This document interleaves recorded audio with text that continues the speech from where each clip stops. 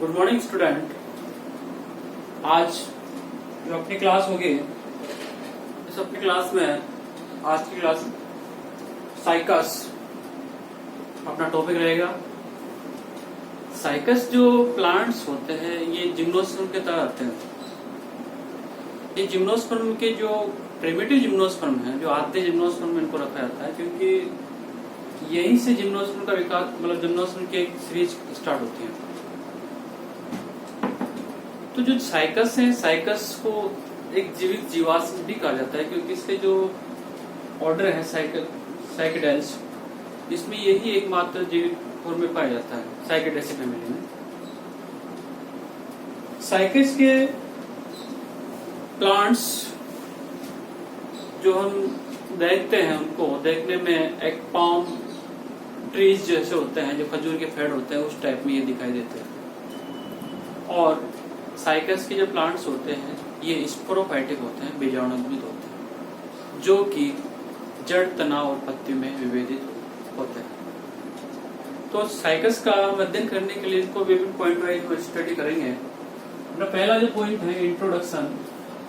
Introduction में ये कि जो प्लांट्स होते हैं, साइकस के जो प्लांट्स होते हैं वो स्पोरोफाइटिक होते हैं, मतलब बीजाणुयुक्त होते हैं, जड़, तना, पत्तियों में विभेदित होते हैं। साथ ही इनकी जो हैबिट्स होती हैं वो हैबिट्स एक पेरिनियल होते हैं, बहुवर्षीय होते हैं। दूसरा, इनमें जो रिप्रोडक्टिव संरचनाएं बनती हैं, जननिक संरचनाएं बनती हैं, वो स्ट्रोबिली के रूप में बनती हैं। एक कंप्लीट कोन का निर्माण, जैसे फीमेल जो इनका जो रिप्रोडक्टिव ऑर्गन होता है वो स्ट्रोबिली के रूप में होता है, वो फीमेल कंप्लीट कोन का निर्माण नहीं हो पाता, क्योंकि जो मेगास्पोरोफिल्स होते हैं वो दूर दूर होते हैं, और दूर दूर होने के कारण से वहां पर कॉर्न लाइक स्ट्रक्चर नहीं बनती है। इसी प्रकार से इनकी जो संरचना है, जैसे इसे ये जो गैमेट्स होते हैं वो गैमेट्स मोटाइल होते हैं, गतिशील होते हैं। तो जो गतिशील गैमेट्स, इनकी जो इनकी एक प्रकार से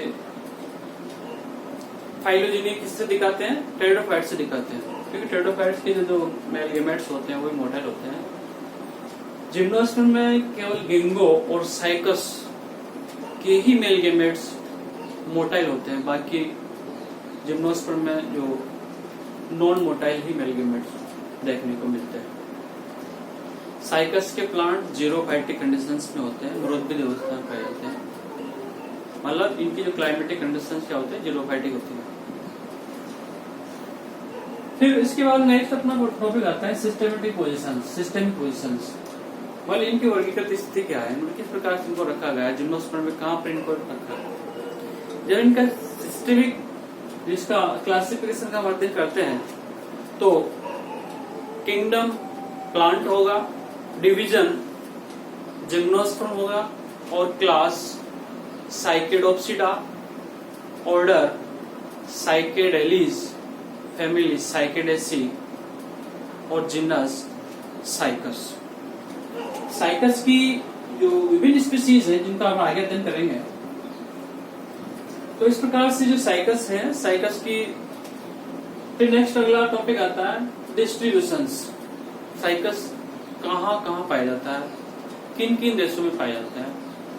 जैसे साइकस है वो China, Japan, Australia, Burma, India, इन सभी जगहों पर ये देखने को मिलता है, अमेरिका, सब जगह पाए जाते हैं। दूसरा जो साइकस है, ये तो साइकस की नेटिव एलियस है, मतलब साइकस कहाँ पर प्राकृतिक रूप से पाया जाता है। इसके अलावा साइकस को ऑर्नामेंटल प्लांट्स के रूप में सभी जगह उगाया जा रहा है। विभिन्न प्रकार के गार्डन्स होते हैं, उन गार्डन्स में इसे ऑर्नामेंटल प्लांट्स के रूप में लगाया जाता है, और ये प्लांट्स वहां पर उनकी शोभा बढ़ाते हैं।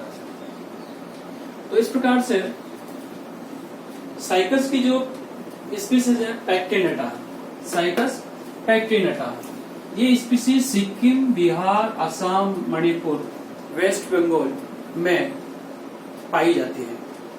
इसी प्रकार से दूसरी स्पीसीज है साइकस रिवोल्यूटा, जो कि चाइना और जापान में मिलती है। तीसरी स्पीसीज साइकस सर्सिनेलिस, ये western part of peninsular India. इसी प्रकार से वेस्टर्न घाट है, उड़ीसा है, पश्चिमी घाट है, उड़ीसा है, वहां भी ये देखने को मिलती है। तीसरी होते हैं चौथे होते हैं साइकस सियामेंसिस। यह ब्रह्मा, चाइना, थाईलैंड और यूनान में नेटिव प्लेस के रूप में पाई जाती हैं। इसी प्रकार से साइकस रनपाई, ये अंडमान निकोबार द्वीप है, वहां पर मिलती है।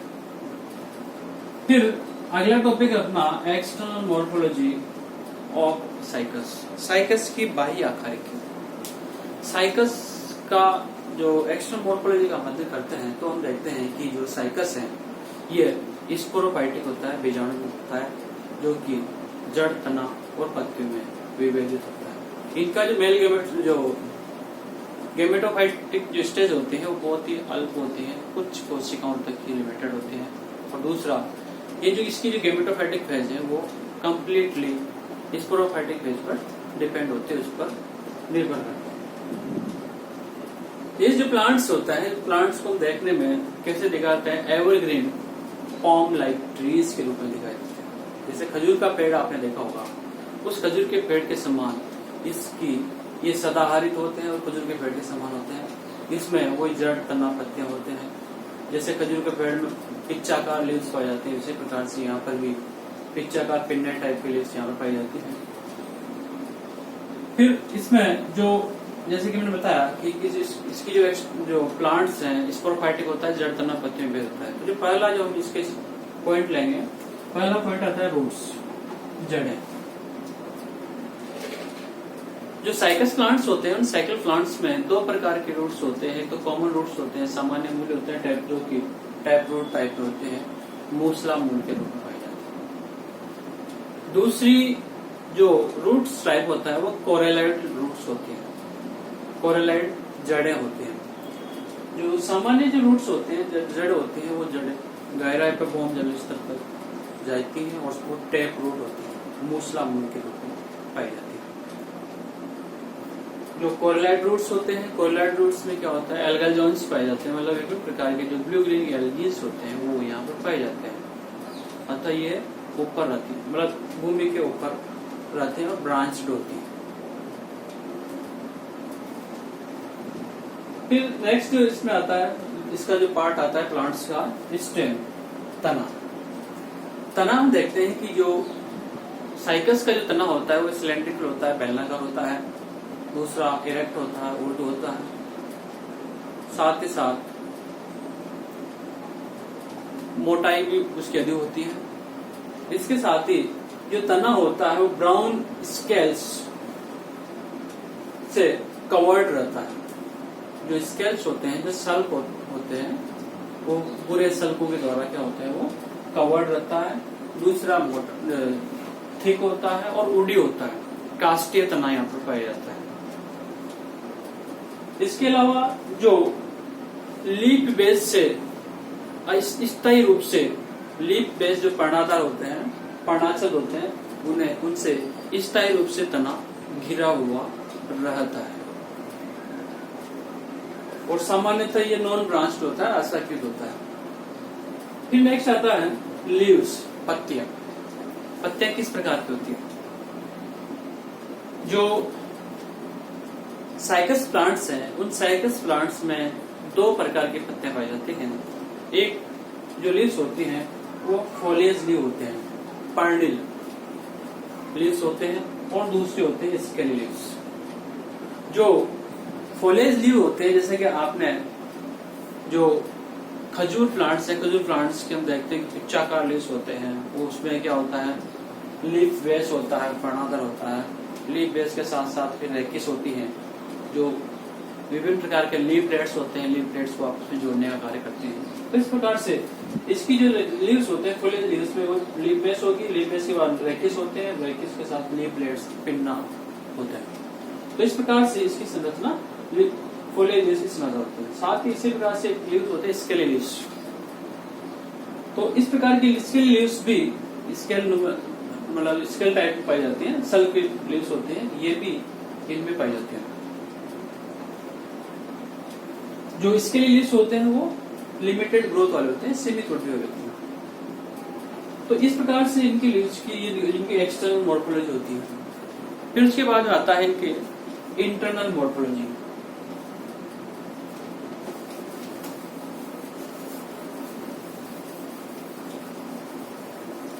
नेक्स्ट है इंटरनल मॉर्फोलॉजी।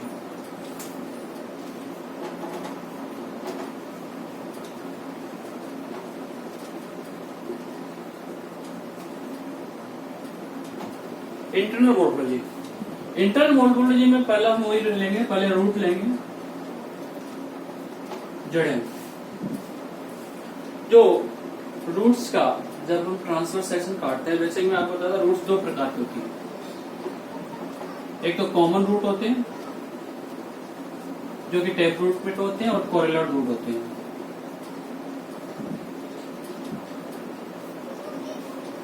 तो एक तो टैप रूट जो कॉमन रूट्स होते हैं, दूसरे होते हैं कोरिलेट रूट्स। तो कॉमन रूट्स हैं, कॉमन रूट्स का जब हम ट्रांसवर्स सेक्शन काटते हैं तो इस प्रकार का ये अनुप्रस्थ काट में दिखा देता है। इसमें सबसे बाहर जो पार्ट होता है वो एपिडर्मिस होती है। ये जो बाहर का जो भाग होता है यह क्या होगा, एपिडर्मिस होती है।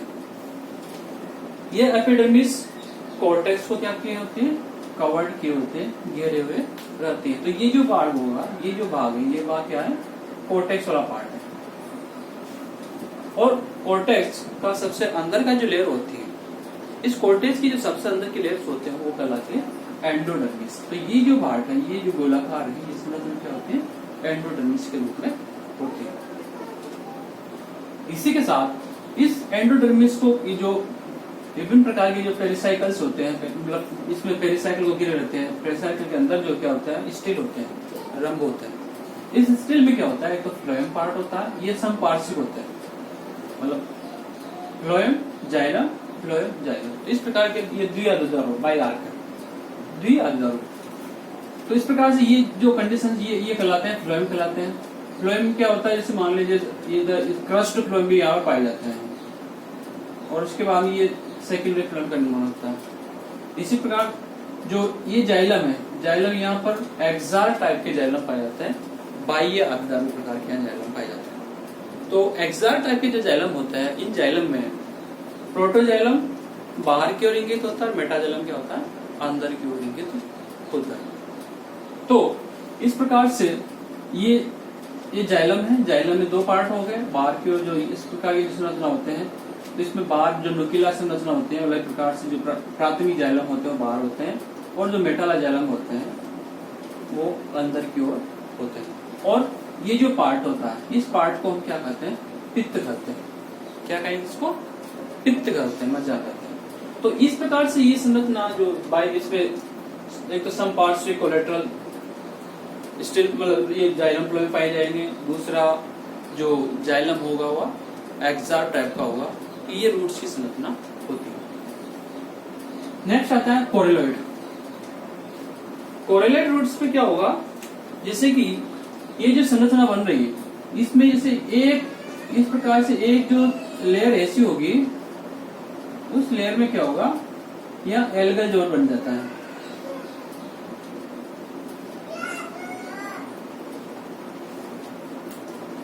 ये इस प्रकार से ये जो जोन है, ये इसको कहता है एल्गल जोन। ज्यादा डिफरेंस होता है, बस ये जो पार्ट है ये कहलाता है एल्गल जोन।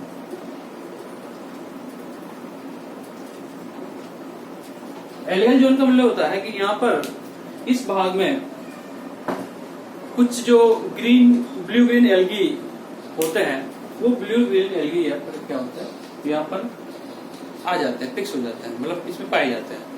तो ब्लू ग्रीन एल्गी में स्पेशली जो होता है वो एनाबिना है, नोस्टॉक है, या विभिन्न प्रकार के ब्लू ग्रीन एल्गी यहाँ पर इसमें पाई जाते हैं, और प्रकार से एल्गल जोन का होता है। तो इस प्रकार से जो कोरिलोइड रूट्स हैं, कोरिलोइड रूट्स का भी इंटरनल मॉर्फोलॉजी का जब अध्ययन करेंगे तो सबसे बाहर वो एपिडर्मिस होगी। एपिडर्मिस के अंदर कॉर्टेक्स होगा, कॉर्टेक्स के अंदर कॉर्टेक्स में ही एक भाग होता है वो एल्गल जोन के रूप में पाया जाता है, इसमें एनाबिना, नोस्टॉक वगैरह जो ब्लू ग्रीन एल्गी से यहाँ पर प्रेजेंट होती है। तो इस प्रकार से उसके बाद में अंदर वापिस वो एंडोडर्मिस आ जाएगी। एंडोडर्मिस के अंदर इस प्रकार से द्विआधारू जो होते हैं, बाय आर्क जो टाइप में होता है, इसमें जाइलम फ्लोएम के कोलेटरल रूट्स में क्या होता है, इसमें व्यवस्थित होते हैं। तो इस प्रकार से इनकी जो रूट्स होते हैं, इन रूट्स की जो इंटरनल मॉर्फोलॉजी है वो भी इस प्रकार से पाई जाती है।